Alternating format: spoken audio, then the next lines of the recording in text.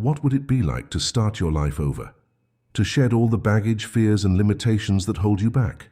This idea of a fresh start, a rebirth of sorts, is at the heart of a powerful concept known as dying before you die.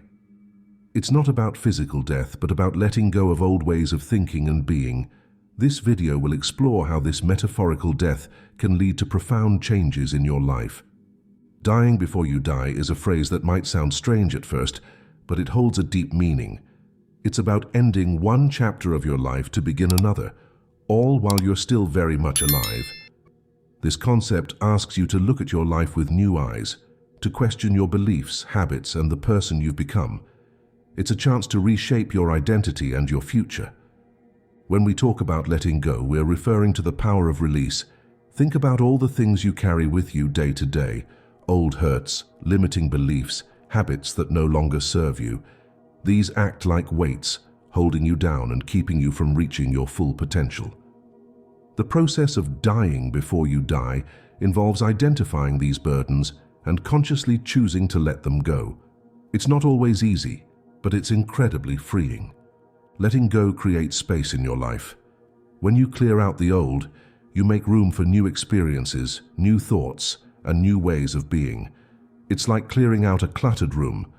Suddenly, you have space to breathe, to move, to create. This space is where growth happens. One of the most challenging aspects of this process is facing your fears.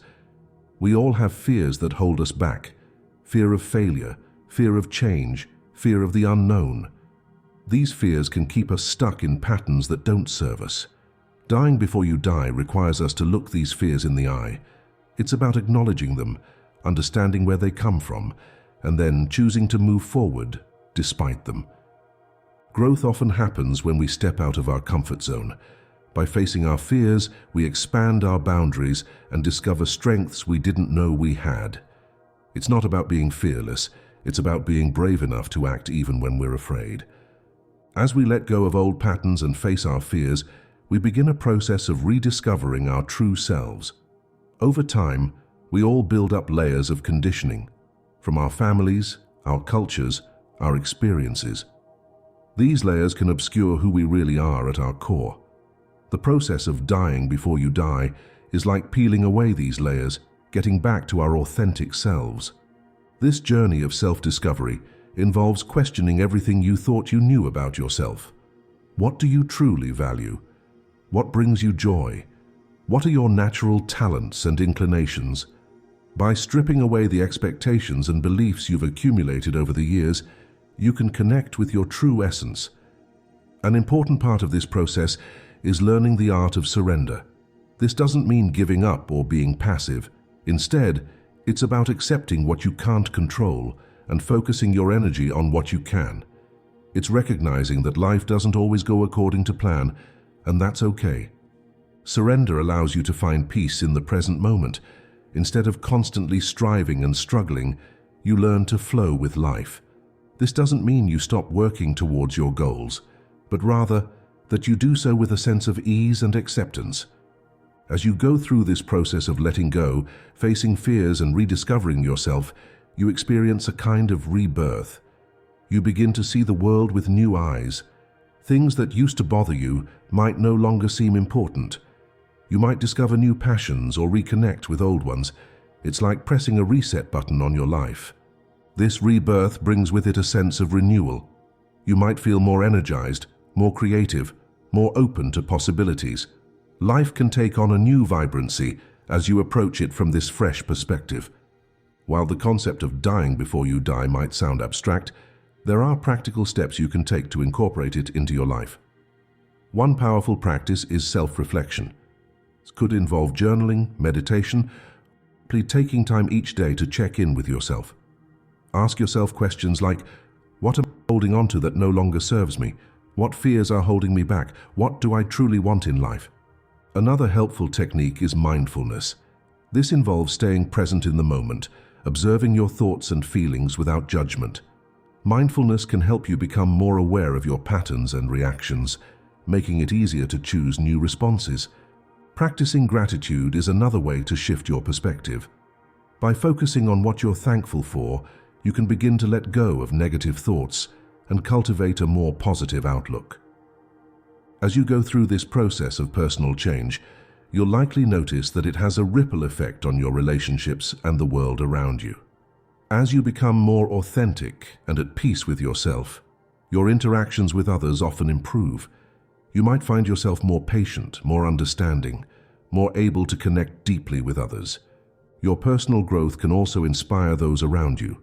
As others see the positive changes in your life, they might be motivated to embark on their own journeys of self-discovery. In this way, your individual growth contributes to the growth of your community and beyond. Of course, this process isn't always smooth sailing. You're likely to encounter challenges and setbacks along the way. You might face resistance from others who are used to the old you. You might struggle with old habits that are hard to break. There might be times when you feel lost or uncertain. It's important to remember that these challenges are a normal part of the process. They're not signs of failure, but opportunities for growth.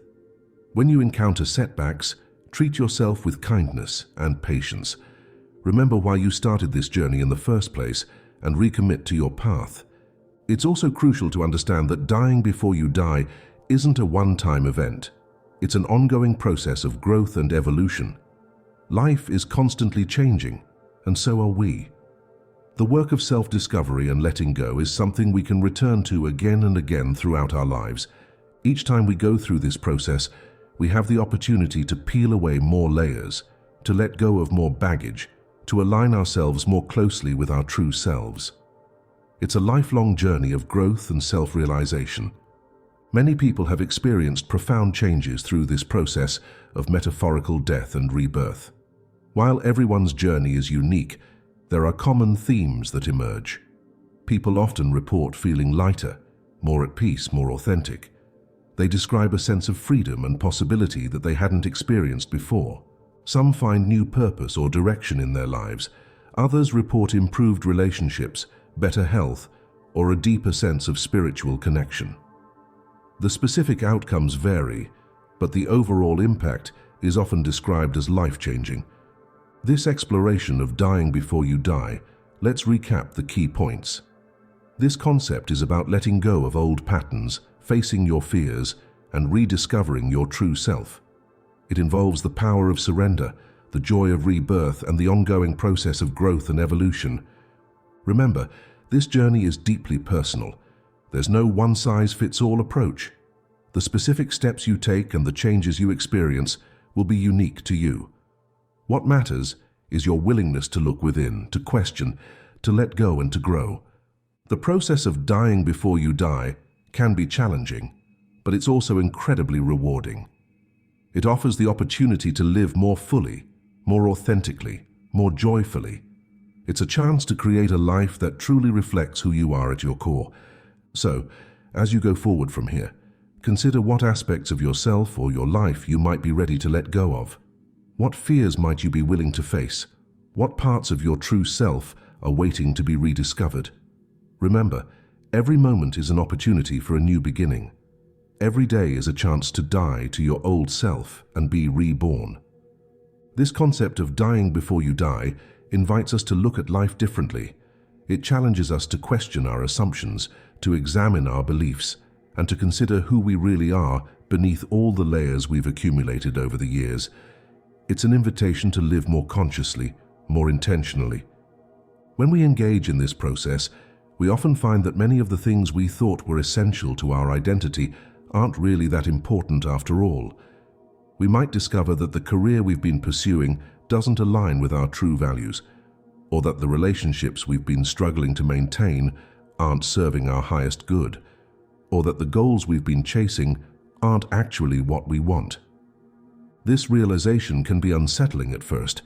It might feel like the ground is shifting beneath your feet, but it's also incredibly liberating. It gives you the freedom to choose again, to realign your life with what truly matters to you. One of the most powerful aspects of this process is the way it can change your relationship with yourself. Many of us carry around harsh inner critics, voices that constantly judge and belittle us. As we go through this process of dying to our old selves, we have the opportunity to cultivate a kinder, more compassionate relationship with ourselves. This inner kindness doesn't mean letting yourself off the hook or avoiding responsibility. Rather, it's about treating yourself with the same kindness and understanding you would offer a good friend. It's about recognizing your inherent worth separate from your achievements or mistakes. As you cultivate this kinder relationship with yourself, you might find that your relationships with others improve as well.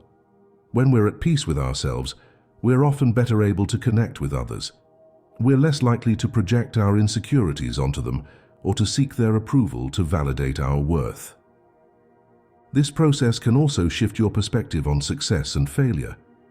When we're caught up in old patterns, we often have rigid ideas about what constitutes success. We might measure our worth by our job title, our income, our relationship status, or other external markers. But as we die to these old ways of thinking, we can develop a more nuanced understanding of success. We might start to value personal growth over external achievements. We might prioritize meaningful experiences over material possessions. We might measure success by how true we are to ourselves, rather than how well we meet others' expectations. This shift in perspective can be incredibly freeing. It allows us to define success on our own terms rather than chasing after someone else's definition of a good life. The process of dying before you die also invites us to reconsider our relationship with time. Many of us live with a constant sense of urgency, always rushing towards the next goal, the next achievement. We put off happiness, telling ourselves we'll be content once we reach a certain milestone.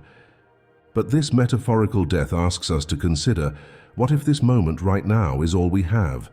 How would we live differently if we truly embraced the present, rather than always striving for some future state? This doesn't mean we stop setting goals or working towards the future, but it does invite us to find joy and meaning in the present moment, rather than always postponing our happiness. As we go through this process, we might also find ourselves reconsidering our priorities. Things that once seemed crucial might lose their importance.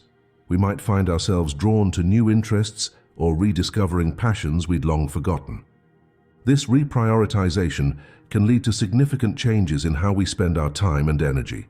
We might choose to simplify our lives, letting go of commitments that no longer align with our values.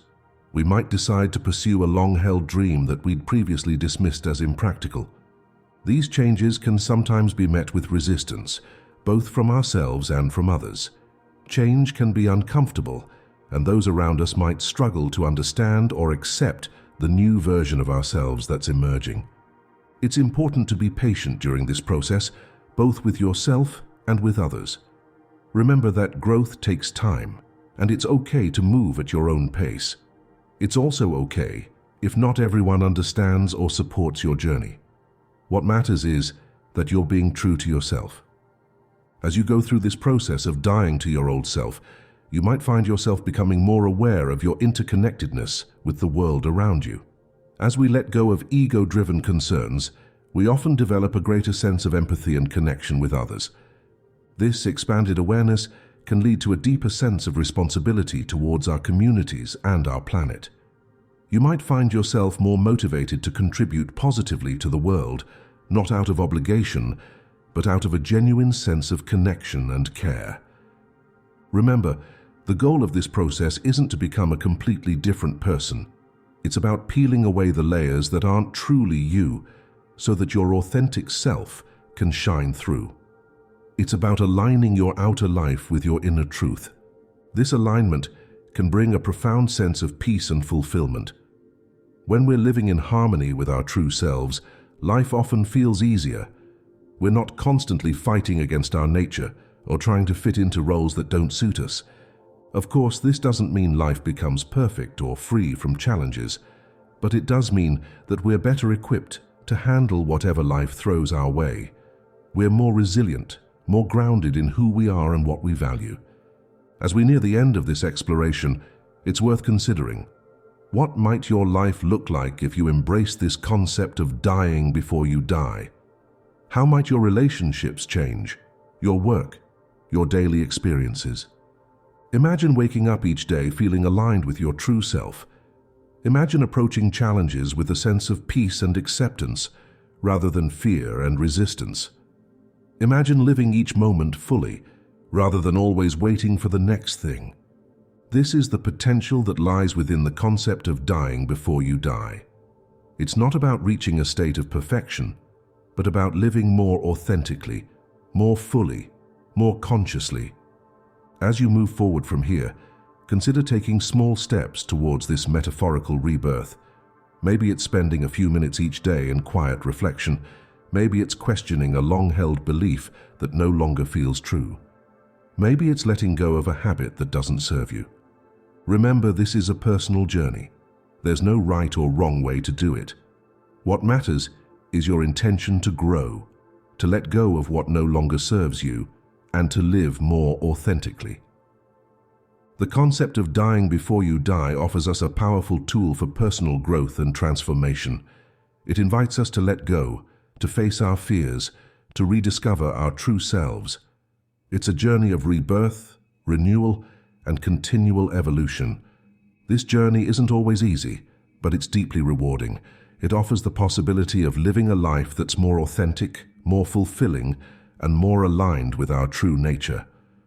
So, as you go forward from here, consider what aspects of yourself you might be ready to let die, so that a new, more authentic version of yourself can be born.